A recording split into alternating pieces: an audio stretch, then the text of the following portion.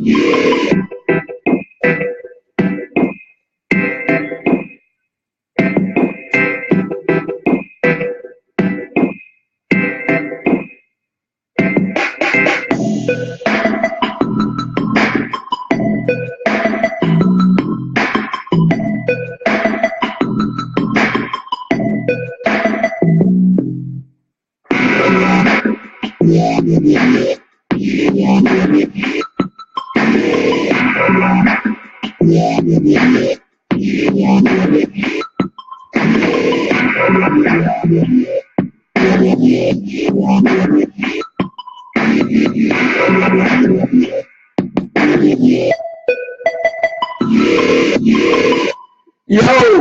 what is up, man? Welcome into the show. Brand new edition. Sentell live on Facebook. I'm your host, the sensational Sentell Whiteman. Hope you had a good weekend. I know I did. Welcome to this Reaction Monday. Lots to get into in sports. It was seen there would not be a lot to get into, but it's still a lot to get into. Had the Daytona 500 yesterday, NBA All-Star game. College basketball is in full swing. The college baseball season started yesterday also. So got some things to talk about, things to discuss. We got a few things to get into, but welcome into the program. You know, I'm doing this little one show a week schedule right now. So, you know, not a whole, you know, I don't see you guys as much as often as I would like to, but I'm here.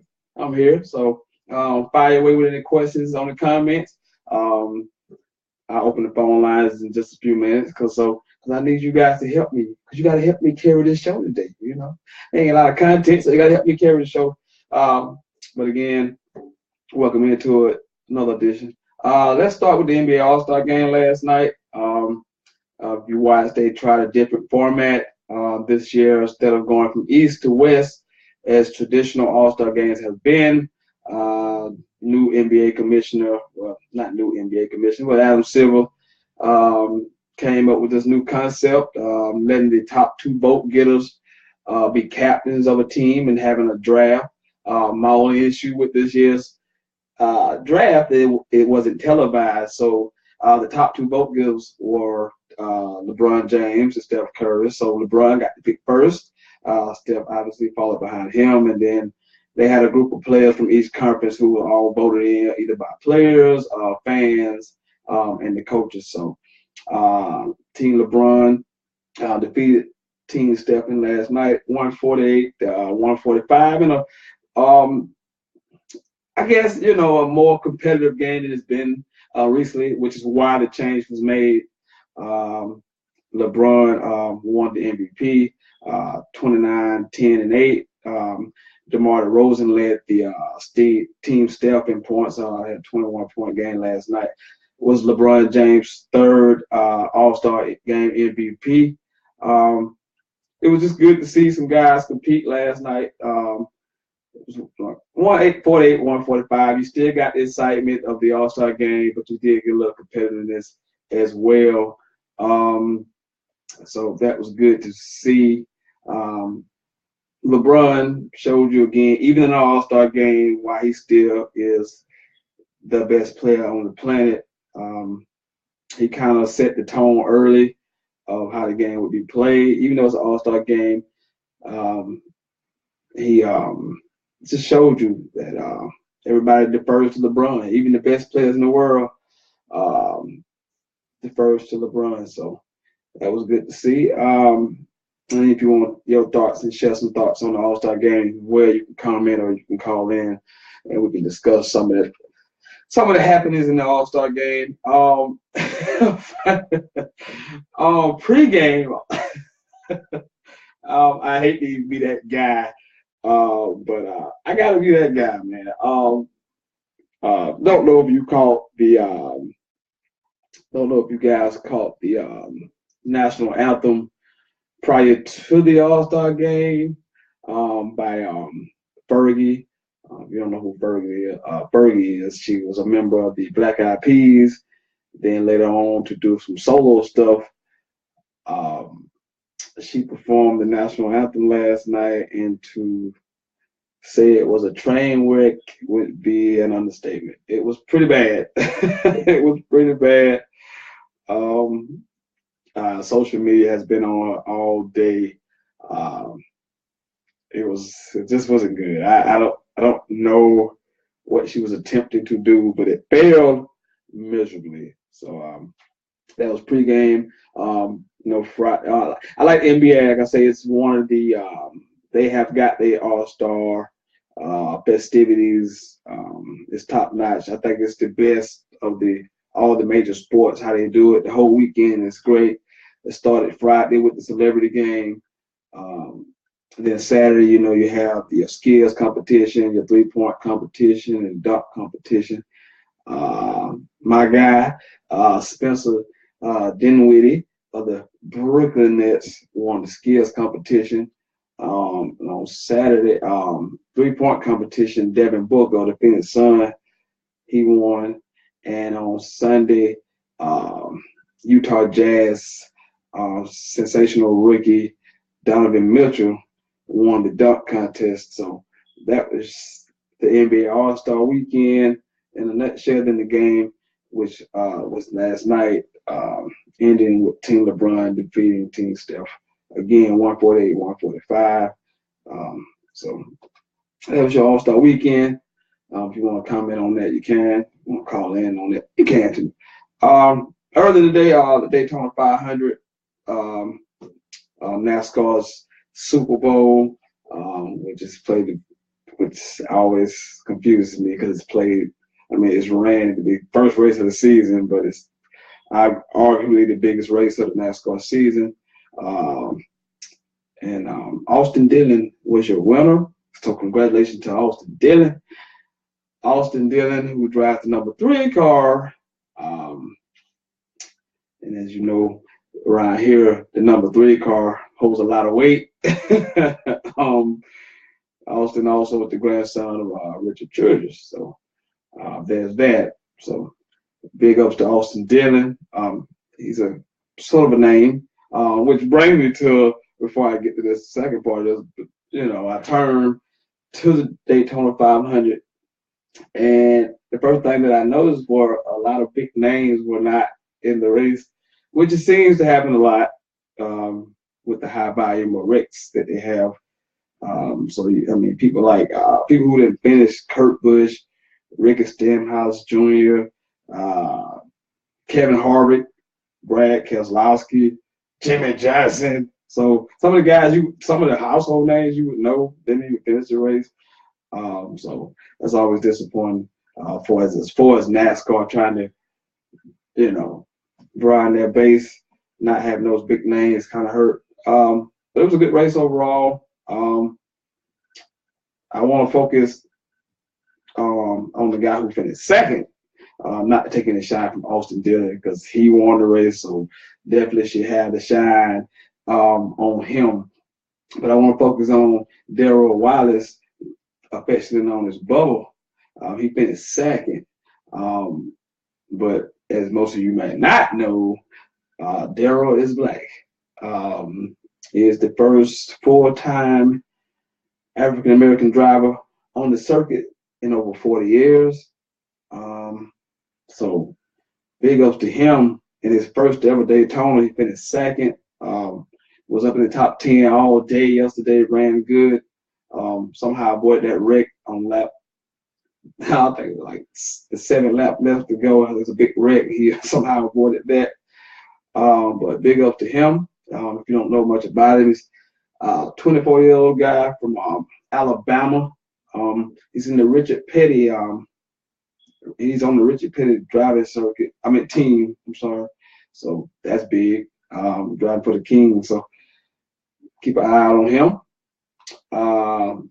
So a huge story to me. I would definitely try and watch him as much as possible throughout the season. Over the weekend, switching to college basketball, we had some good action over the weekend. Some good ranked versus ranked matchups. Saturday, Villanova, number 3 Villanova defeated Number 4 Xavier, 95-79. Also on Saturday, Kansas, number 13 Kansas defeated number 20th ranked West Virginia, 77-69. Had an upset Saturday also. Number 10 Auburn was beaten by South Carolina, 84-75. And also Saturday we had a crazy game between Northwestern and Michigan State. Northwestern led us by as many as 27 points before Sparty comes back and wins the game 65-60. They held Northwestern to 11 points in the second half. Just a crazy game. Very entertaining though. So, big ups to Michigan State. On Sunday we had Duke, number 12 Duke played number 11 Clemson. Duke defeated them 66-57. A game kind of, both teams are banged up. Clemson is especially down 2 starters.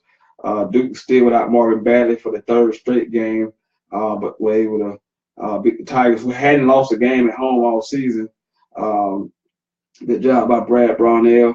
With a bad week for the Tigers last week, they lose twice. They lose to Florida State after blowing an 18-point lead, and they lose yesterday, but should be firmly in the field come tournament time. Also yesterday, Michigan, number 22 ranked Michigan defeated number 18 Ohio State 64-62. And number 19 Wichita State defeated number 5 Cincinnati. So that was your college basketball action over the weekend. And the polls are out. The new polls are already out. And some people are already making comments about the new rankings. I can see. Yeah, Duke, who entered that Clemson game ranked number 12, is now number 5. Yeah, there's that. I like when Duke is like 10, 11, 12. I like when we are more the hunter than the hunted. My question is, see, they're looking at the record and like what their potential could be. That's all they could be looking at, because they haven't played like a top 5 team all season. Even when Batley was in there, maybe it's spurts at times they look like a top 5 team, but overall they haven't played like a top 5 team all season. So I kind of get where you're going with that. Like, why is Duke number 5? You will get no argument from me. You'll get no argument from me. I'm not going to even try and justify that ranking because I can't. I mean, they're looking at the team. This team should be a top 5 team. The team should be top 2 or 3 team in the country easily with the talent, given who the coach is. But they haven't played like a top 5 team all season. Before I go any further, I'm gonna open the phone lines because look, this is Reaction Monday, so this is about what you guys seen over the weekend. I know what I saw over the weekend. 864-378-5943, 378-5943. Reaction Monday. Had NBA All-Star game. You had Daytona 500. You had some PGA golf over the weekend. You had college baseball season started over the weekend. Also, the Olympics are going on right now. If you're watching the Olympics, I actually enjoy the Olympics. America is struggling right now. Get you a medal count here in just a few minutes. Get you a medal count.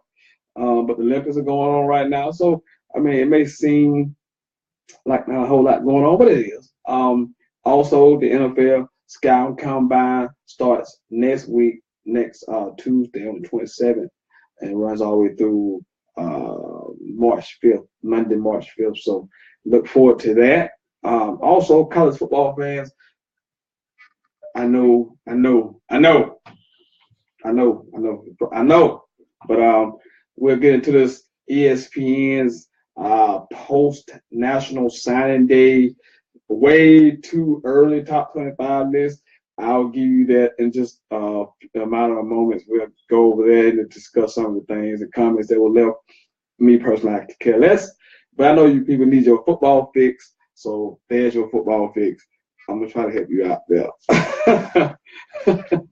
Moving on, like I said, the college baseball season started on the weekend, and I'll just focus on the local teams. The Gamecocks, who have a new baseball coach in Mark Kingston, who left South Florida to become the head coach. The Gamecocks played BMI over the weekend, took 2 or 3. They play tomorrow. They play North Florida. Clemson swept their series with William and Mary. All games were decided by 1 run, though. So Clemson opened the season 3-0, but played some tight games against William and Mary. They will play again tomorrow against Furman. And I mentioned the Florida Gators because they're the #1 team in the country and the defending reigning national champs. They swept Seattle and outscored them in 3 games, 36-5. So there's that's some college baseball for you right there. I'd say, but there you go. But for you college football fans, because I know that's all you Southerners care about. What's up, Buck Thomas? Thank you for watching. Hey man, it's a slow sports calendar. So we do what we can. We're talking about the All-Star game earlier. You guys want to call in, talk about the All-Star game. You want to comment about the All-Star game? We can. 864-378-5943. 378-5943. Also Daytona 500 with us today. We'll talk about that. I also had, like I say, some PJ golf. Tiger was on the course last week. Didn't make the cut, so that sucked. But he's supposed to play this coming weekend at the Honda Open in Florida. So look forward to that. But anywhere you want to go, sports wise, we can go. 864-378-5943. 378-5943. While I'm doing that, I'm gonna transition to this useless and nonsense of having this. It's the ESPN's post-national signing day, way too early top 25. That's what it is. The way too early top 25. So let's get into that. But at that time, phone lines are open, so if you want to get in, you can. We can talk anything, sports related. NFL combine coming up, second half of the NBA season. College basketball has a few games left coming down the stretch. Getting ready for March Madness. MLB catchers and pitchers reported last week. Oh, also in the MLB, I forgot to mention this. JD Martinez and the Red Sox agreed to a big contract today. The slugger hit 45 home runs last year and drove in 104 runs while playing for Detroit and Arizona. So the Red Sox get JD Martinez. So expect the Yankees and Red Sox to engage throughout the whole season. Let's move on to this way too early post-national signing day top 25, because I know you people have been waiting, because this is all you care about. Even in February, the season just ended, and all you people care about is football. So let's get to it. Way too early, #1 team in the country, according to ESPN, are the Clemson Tigers. The Tigers returned 7 offensive starters, 8 on defense. It says key losses: guard Tyrone Crowder, guard Taylor Hearn, wide receiver Deion Kane, Ray McLeod, safety Van Smith, linebacker Doran O'Daniel, cornerback Ryan Carter. Outlook, he says, the good news keeps coming for the Tigers, who signed the 4th straight top 10 recruiting class after a handful of draft-eligible juniors decided to return for another season. 5-star prospect Trevor Lawrence, #1 pocket passer in the ESPN 300, is already on campus. They also signed Justin Ross, the #1 prospect in Alabama, 4-star wide receiver. On defense, they bring in 2 top 5 defensive ends, KJ Henry and Xavier Thomas, to go along with the guys who decided to come back, Austin Bryant, Glenn Farrell, and Kristen Wilkins. So I can't actually disagree with this way too early ranking just based on that information alone. But we all know what will be the deciding factor. Quarterback play, obviously. Can the vertical passing game improve? Because it was just a mediocre vertical. It was a mediocre passing game last year. It was kind of a downfall against Alabama in the playoffs. Non-conference games, they play Texas A&M this year. They actually go to Kyle Field, so interesting matchup. And also they get a home game against South Carolina. So, hey, Clemson Tigers, your number one team in the way too early top 25. I'm not surprised at all. Hey, at number 2 is Alabama, the defending reigning national champions. Key losses: Calvin Ridley, Bo Scarborough, Deron Payne, Bradley Bozeman, Deshaun Hand, Rashad Evans, Levi Wallace.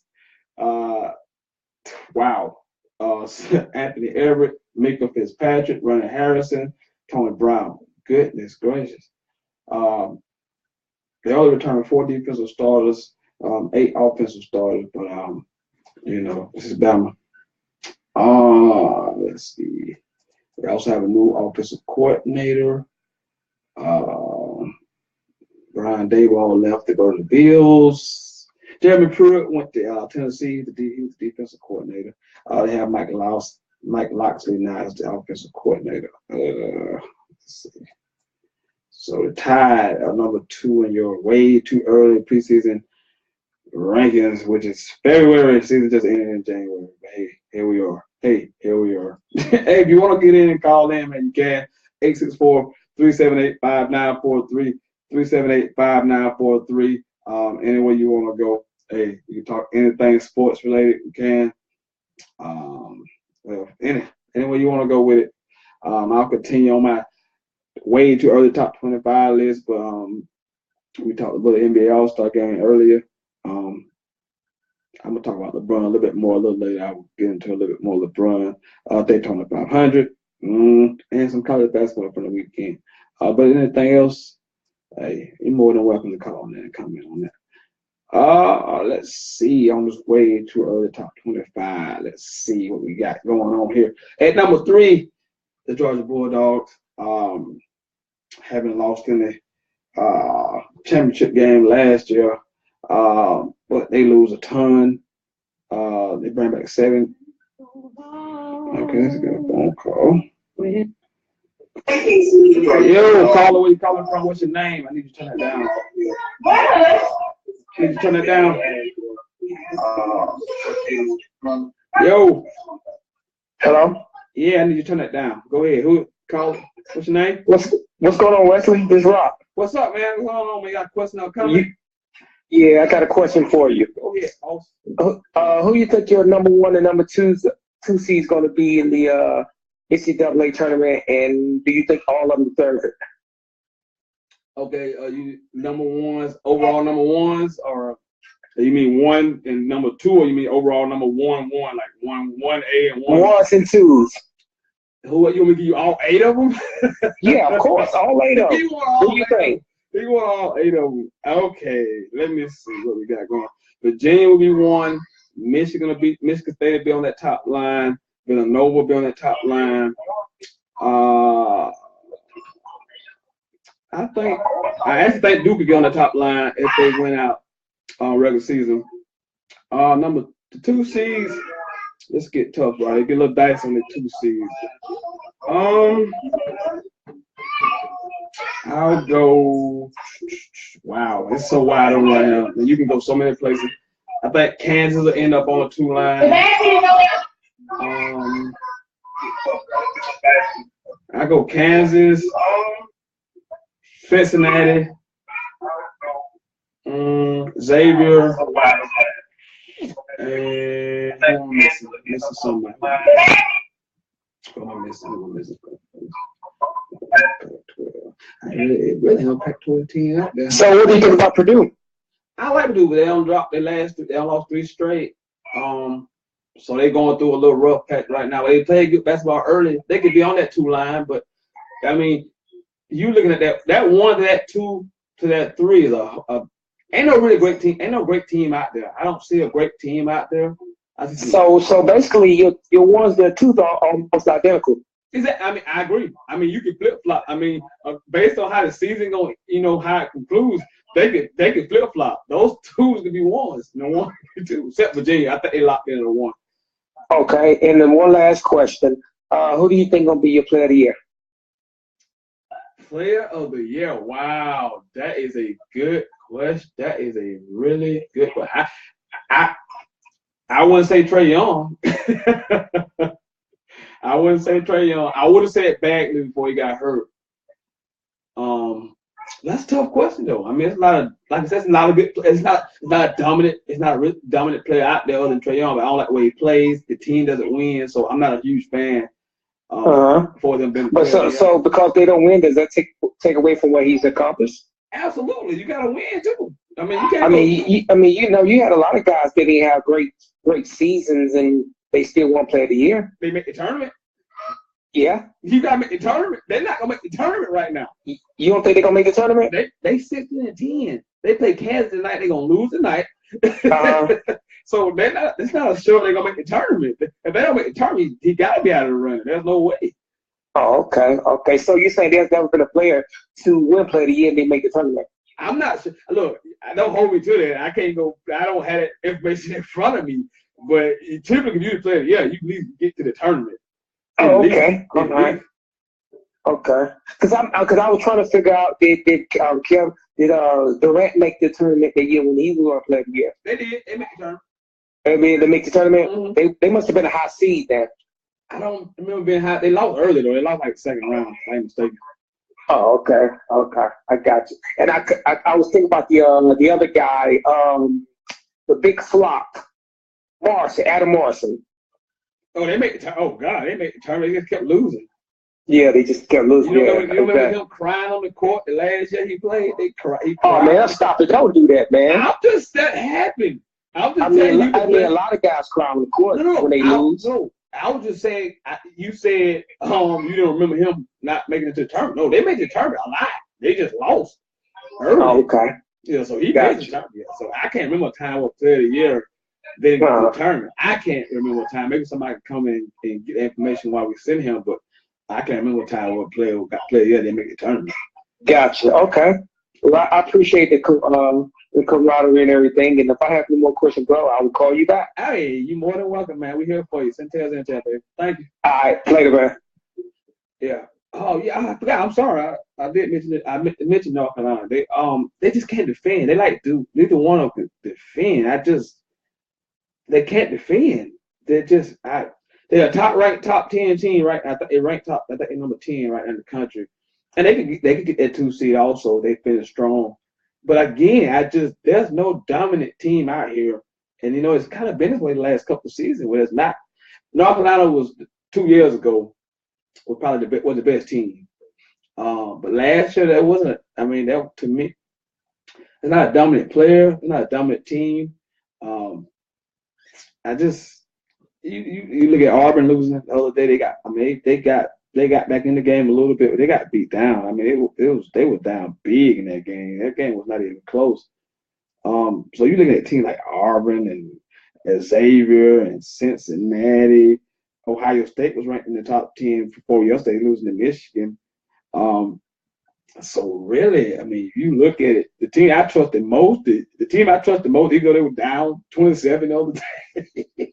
Even though they were down 27 the other day, I trust Michigan State more than any team in the country right at this very moment. I do like Villanova. I think I would trust them second most because I trust Jay Wright, and I know he always going to have good guard play. So I'll trust them second most. But after that, I mean, a lot of these teams could beat each other. I mean, I can't count Kansas out. They haven't looked good all season, but they're still right there, number 8 in the country, and they haven't looked good all season. You don't trust. I mean, I like Bruce Pearl. I love Bruce Pearl. I love them to death. But you don't see Auburn. I mean, you can't trust Auburn. It's just, I mean, you can't. Clemson too banged up now.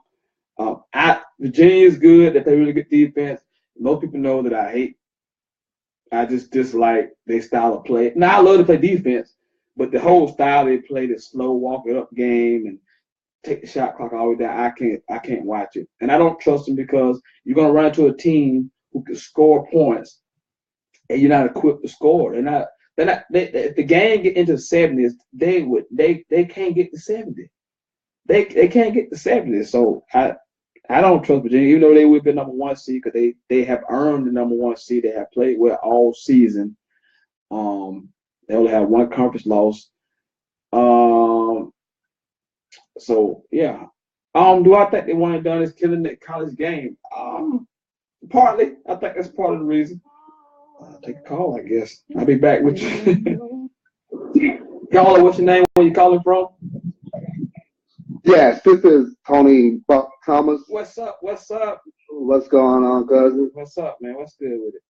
But I just wanted to talk about North Carolina. Right now, North Carolina is hit their stride. Mm-hmm.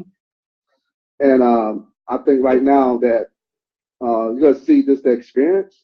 You know, Mm-hmm. You're talking about players like Luke May, Yeah. Joe Barry, second. Pinson, he does everything. And now with Johnson getting acclimated with the team, shooting the three, and with Williams still shooting the three, I think we're going to be pretty tough.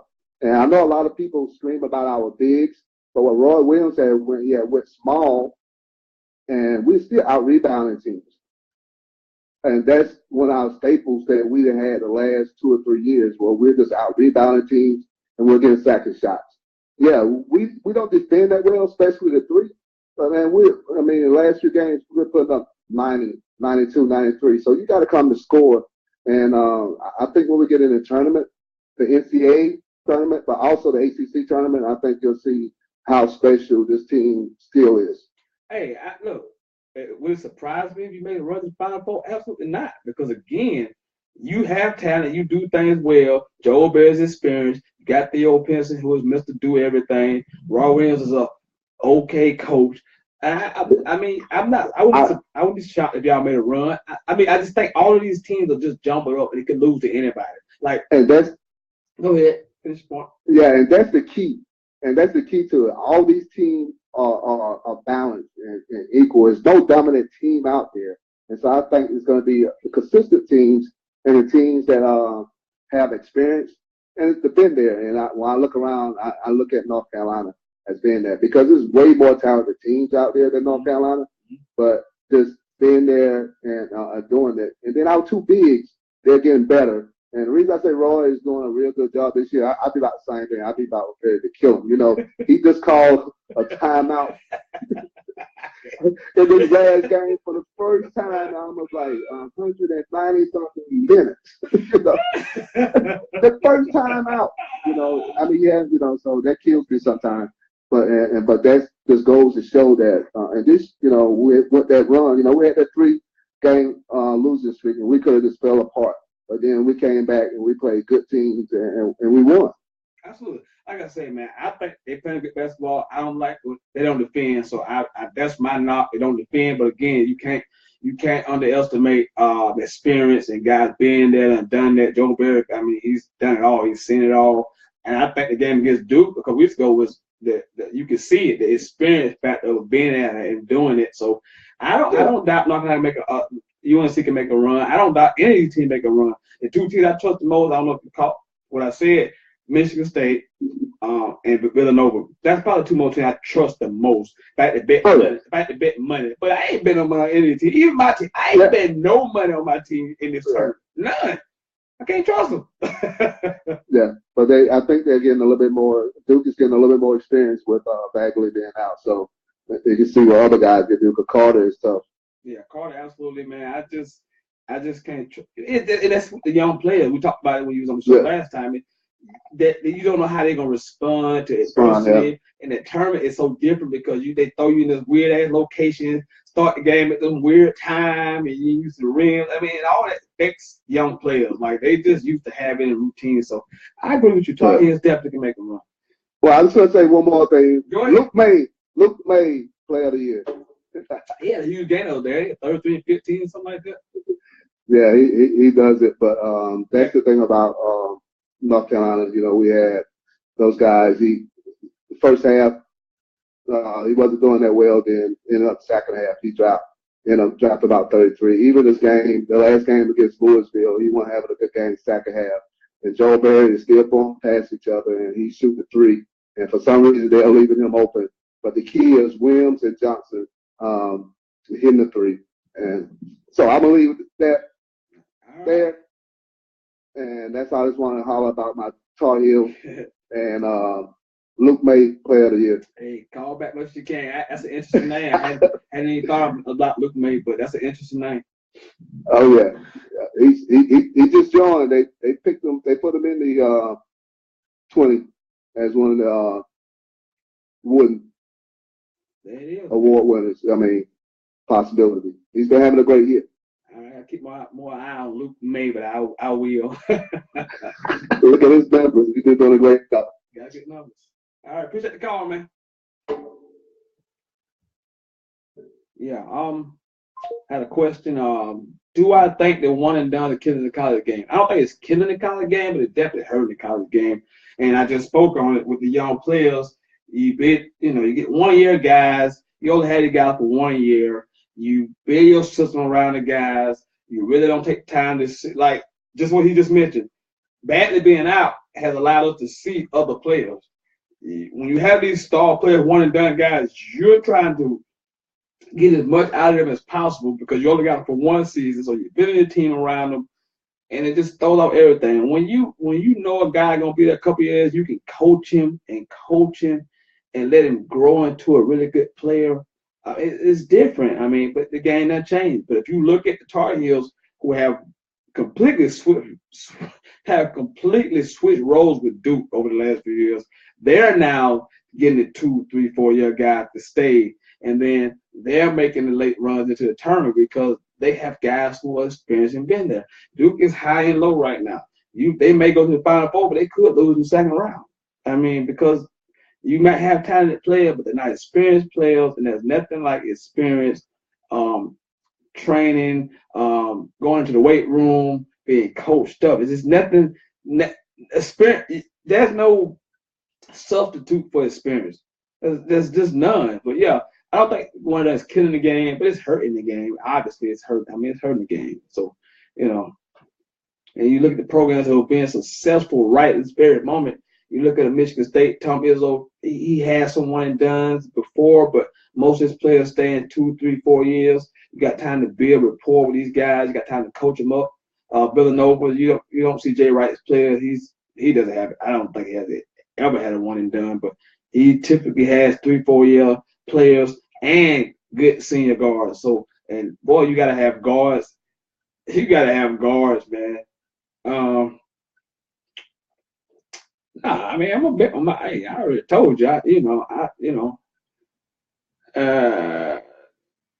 Yeah. I mean, Gator fans in basketball right now have got to be scratching their head. I mean, they start the season out so strong, and they played that Duke game. You remember that Duke game? They were up for the majority of the game, and they blow the lead. And that team had been the same since. I know the big guy been out. I can't even say his name.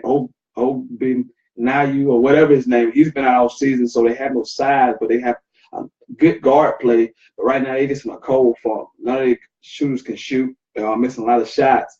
But you look at that team, they get into the tournament just kind of like last year. They made a deep run last year in the tournament. They could definitely make a run. They get into the tournament, but they don't have any size, and right now they don't have any confidence. Losing to a lot of bad teams. So just and it's sports about confidence, man. Do you have confidence right now? They don't have any, but this team with a bunch of guards that can really play. Hudson, Chiosa, whatever is his name, I think. But they got some really good guards. veteran guards. So anytime you got guards, I trust you to tournament if you got some guards, especially point guards who can handle your offense. I love guards in the tournament. They usually do very well. What top teams do I believe will be mentioned in the FBI investigation? I've heard reports there are more than 30 teams. There are 317 teams in D1 basketball. How many will be top teams? I don't know the answer to that, but I can guarantee you there will be at least one top program mentioned in this conversation. There will be one team that will be dropped, name that will drive you. You know, you're not gonna be shocked because you know this stuff goes on, but I don't know how many top teams. I mean, top programs. You mean top programs? I think at least one top program will probably be mentioned in this thing. What will happen? Probably nothing. The NCAA picks and chooses their spots to punish people. They typically don't punish the top programs unless it's just blatant right in their face like USC was with Reggie Bush. But other than that, I mean, you look at UNC scandal, they just swept it up right up under the rug, just swept it right up under like it never happened. So just I expect at least one top program to be on that list. How much dirt? But you know, it's been interesting because you know Arizona, Auburn, a few other teams have already been mentioned. So you got a list. So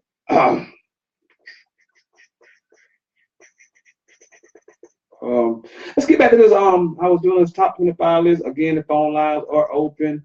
I'm doing this way too early. Top 25 college football list. Clemson was 1. Alabama was 2. We come to Georgia, who's number 3 on this way too early list.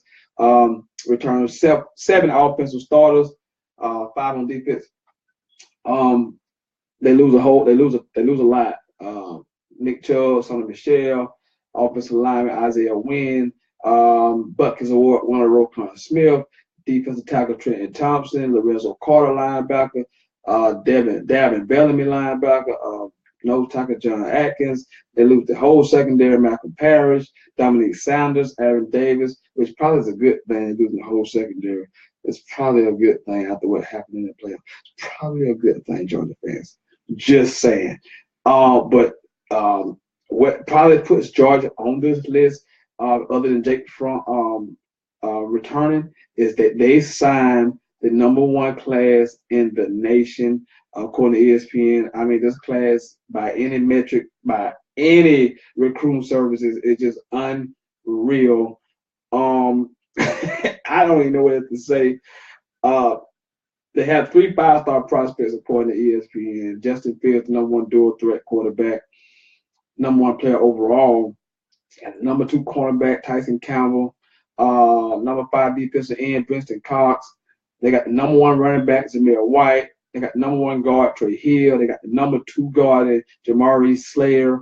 I mean, this class is loaded, but Georgia did lose a ton of seniors in leadership. But this recruiting class is what puts them in this top 5 way too early, top 25. One of the most impressive recruiting classes I've ever seen because it's balanced all the way throughout. It's not just top heavy at one position. They went and got good elite players at like every level, which is just sickening as a Florida fan to see this. But you all know I hope they fall flat on their face. But they deserve their spot. So there you go.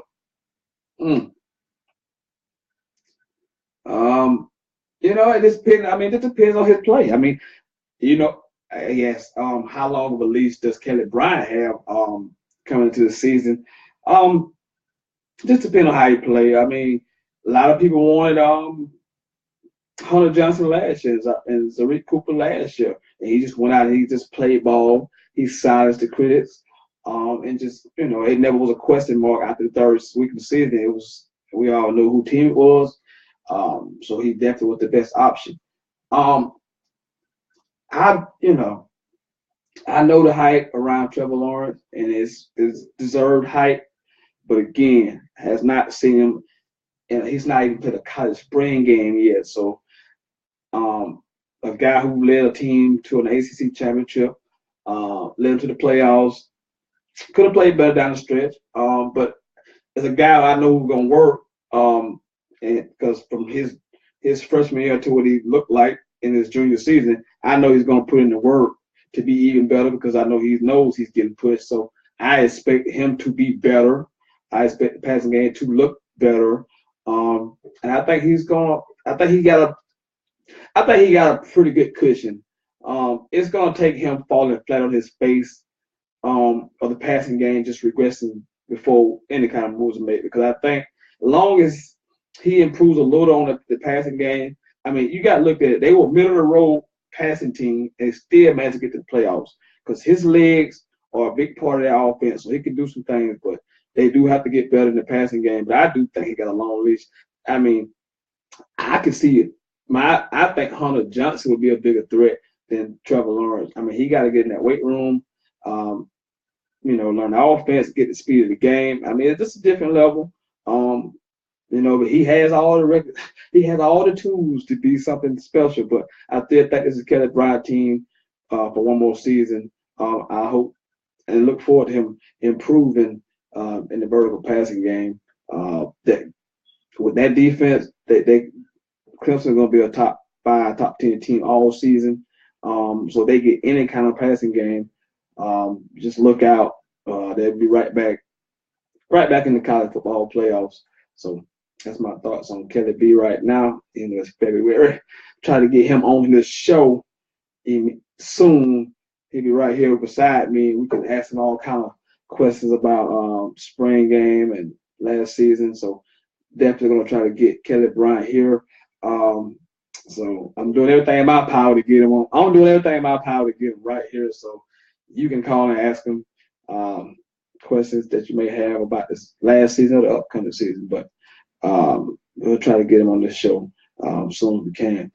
Lines are open, 864-378-5943, 864-378-5943. Now I forgot the number myself. I just paused. I forgot the number. Just forgot the number that quick. NBA All-Star, Daytona 500, college basketball, PGA golf, college baseball, NFL Scout Combine next week. Anywhere you want to go, anything you have, anywhere you want to go. Right now, I'm doing this way too early top 25 list that ESPN came out with last week. And I stopped off at 3, which was Georgia. At number 4 is the Ohio State Buckeyes. They returned 7 offensive starters, 5 on defense. Key losses are J.T. Barrett, DN Sam Hubbard, linebacker Jerome Baker, safety Damian Webb, cornerback Denzel Ward, offensive tackle Jamarco Jones, center Billy Price, DN Tyquan Lewis, and linebacker Chris Worley. Outlook, the Buckeyes fell just short of the college football playoff for a third time in 4 seasons, but they finished with a 5-game win streak, including a 24-7 win over USC in the Cotton Bowl. Ohio State will have a new quarterback for the first time in about 8 years. J.T. Barrett was at school seemingly forever. New quarterback should be Dwayne Haskins. Really highly recruited guy out of high school. But they also have Tate Martell, who's another elite prospect out of high school, dual threat. So you know, Dwayne Haskins, Tate Martell, I think significantly is an upgrade of J.T. Barrett. But the Ohio State Buckeyes do replace a lot of defense. But offensively, this team, J.K. Dobbins is back, the freshman running back, some big time receivers that they have. Paris Campbell, some guys. They got some guys. So I think the quarterback play will be better. So Ohio State's number 4. Not surprised about that. At number 5, Oklahoma Sooners. They made it to the playoffs this past season, but they have some losses. A lot of losses. Some huge losses.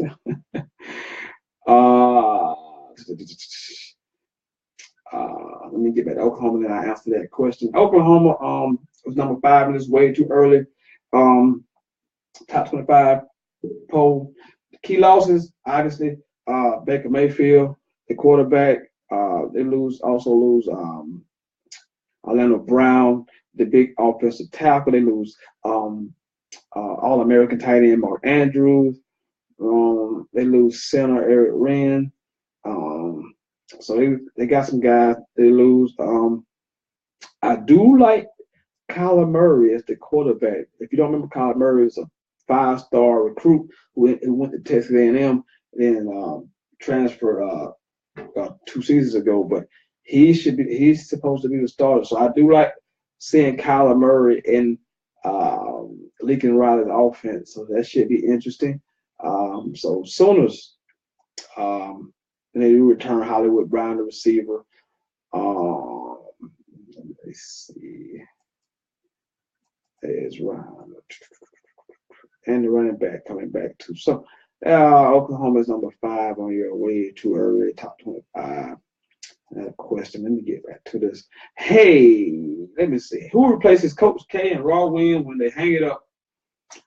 That is a great question because I look at Coach K, and even though his body is falling apart, he just seems to have a desire to want to keep coaching. Like he's not slowing down, even though his physical health probably deteriorating, but his desire and his will to want to coach is something it's strong. If I had to guess, my early candidates for Roy Williams now, I can't see Stackhouse.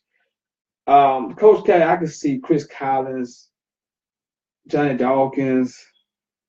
That was my first 2 candidates.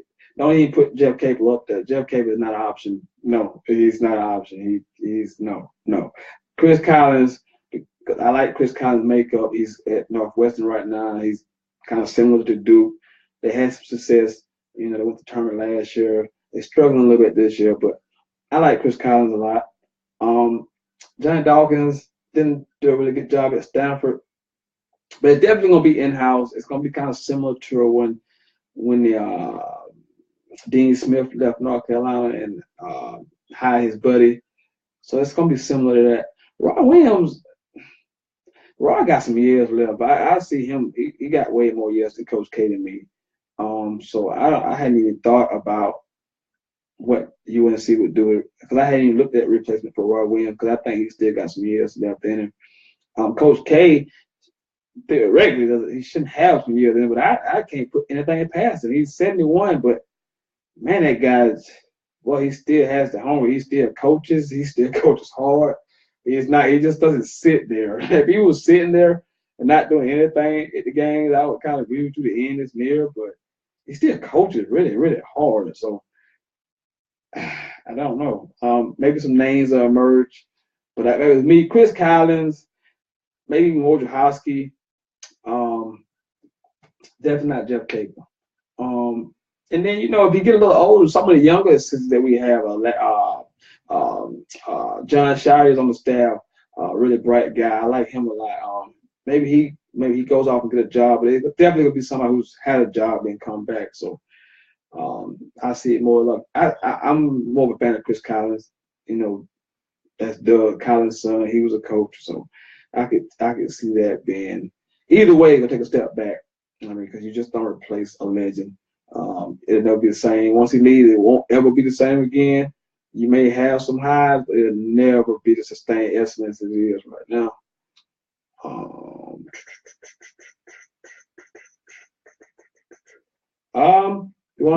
If you want to get in on the conversation, man, NBA All-Star, Daytona 500. You talk about any of that. LeBron James, the MVP of the All-Star game last night. 29 points, 10 rebounds, 8 assists. Led Team LeBron to a 148 win over Team Steph for 145. What else can you say about LeBron? 14 years in the league. Just 15 years in the league. 14 All-Star starts, which is just unbelievable. I think he broke the record. That's just unbelievable to me. He played the most minutes last night. He was the only guy out there. He played the most minutes. He's just something. He's just unbelievable. He's just something else.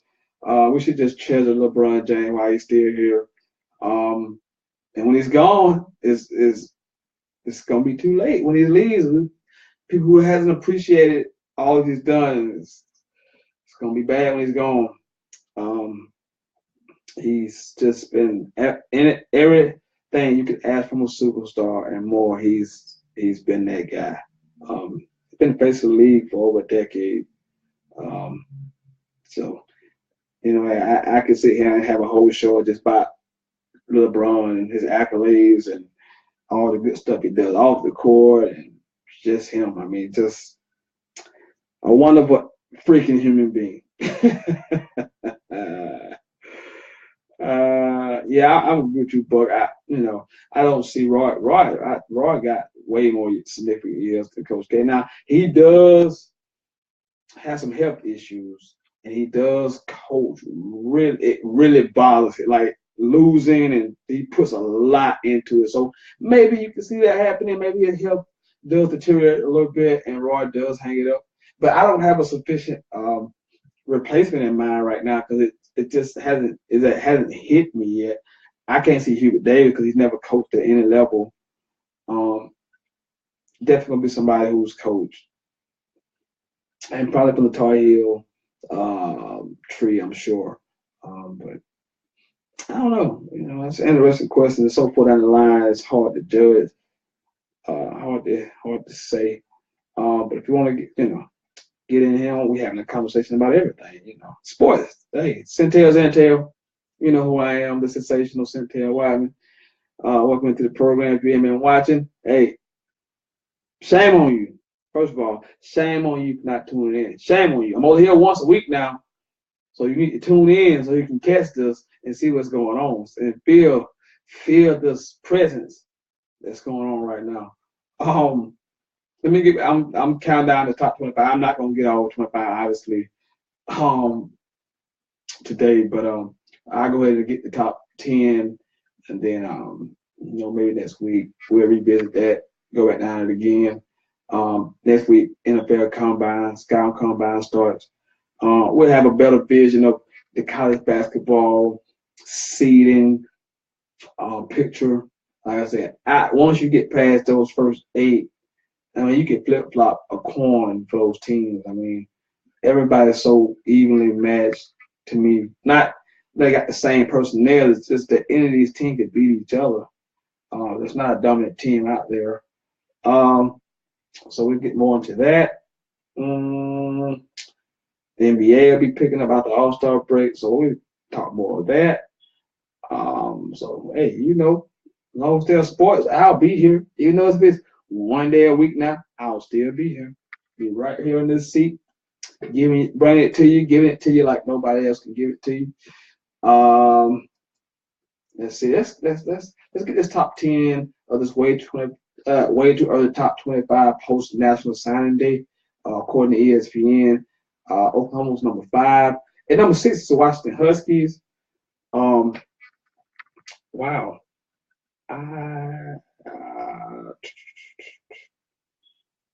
Let's see. Washington Huskies at 6. And they break. Jake Browning is back. He's turning into Baker Mayfield and J.T. Barry, but I could have sworn he was a senior, so he's back with Myles Gaskin. So Washington Husky, Chris Peterson and his crew at 6. At number 7 is Wisconsin. They finished the regular season 13-1, and won the Orange Bowl against Miami. Key losses, they lose it. They're losing Troy Fumagalli, the tight end, fullback Austin Ramshes, DN Alec James, DN Connor Shealy, and cornerback Nick Nelson. He left early. Got a chance to be a top pick in the draft. I expect Wisconsin to continue to do the things they do. They bring all 5 offensive linemen back. They bring back one of the best running backs in the nation, Jonathan Taylor, who rushed for over 1,900 yards as a freshman. So I expect Wisconsin to be right back knocking on the playoff door. Question is, can they break through? We shall see. A long time before we can answer those questions. At number 8, the team that Wisconsin beat in the said Orange Bowl I just mentioned, Miami. Miami finished 10-3. They bring back 8 offensive starters, 8 defensive starters. I expect to see the turnover trend a little bit. I like Miami. They had a good recruiting class as well. I forgot what it was. I know it was top 10. I just can't remember what it was. I just never been a fan of Mark Richt. I don't trust Mark Richt, but they do have a huge opening game, which I love. They play LSU, so one of them ACC SEC matchup right off the bat. They play down in Arlington, so LSU Miami will be a good game early in the season to see what both programs are at. And number 9, surprise to me, is Michigan State. I mean, they finished the season 10-3, but they returned 10 offensive starters and 9 defensive starters. So this is probably why people are so high on them. Be interesting with the scandal that's going on, how this affects the Michigan State program, which we hadn't mentioned anything about there. But we shall see. Michigan State, number 10, surprising. But with the returning starters, I don't know what their recruiting class was like, but 19 starters coming back total. That's pretty good from a 10-win team. So you expect them to improve.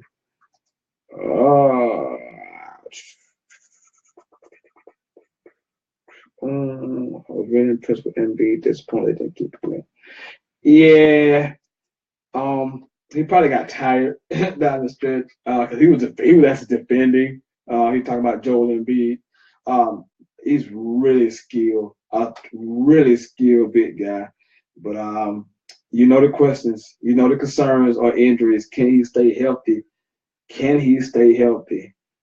This guy has missed so much basketball in 3 seasons. It's unbelievable. But for a big man, he is right there with Boogie Cousins. He's a skilled big man who got all the moves around the basket, and he can shoot his free throws very well, and he can defend, block shots, and rebound. So this is the 5'2" center right here. He's a really good player, but can he stay healthy? That's the question. Can he stay healthy? We don't know. Can he stay healthy? Let's see. Hey, I got the 10. Let me get did I get the 10? I didn't get the 10. I got the 9. Who's number 10 on this list? I'll get that in just a second. If my laptop will cooperate with me. Michigan State was number 9. At number 10, right off this way too early. And here's a theme. If you didn't catch this theme, as I'm going through this list, Penn State is number 10, 11-2. They lose Saquon Barkley, Deshaun Hamilton, tight end, Mike Gesicki, who was like one of the best tight ends in the country. They'll return 3 defensive starters, but they do bring back Chase McSorley. But it's a theme, if you didn't catch it, that it was 10. I did the top 10 way too early. 4 of those teams in the Big Ten, and 3 were in the same division. And then if I was to go down a little further, the next team actually at number 11 is Michigan. So Big Ten feel on this way too early. National Post signed the top 25. Big Ten well represented with 5 teams in the first 11.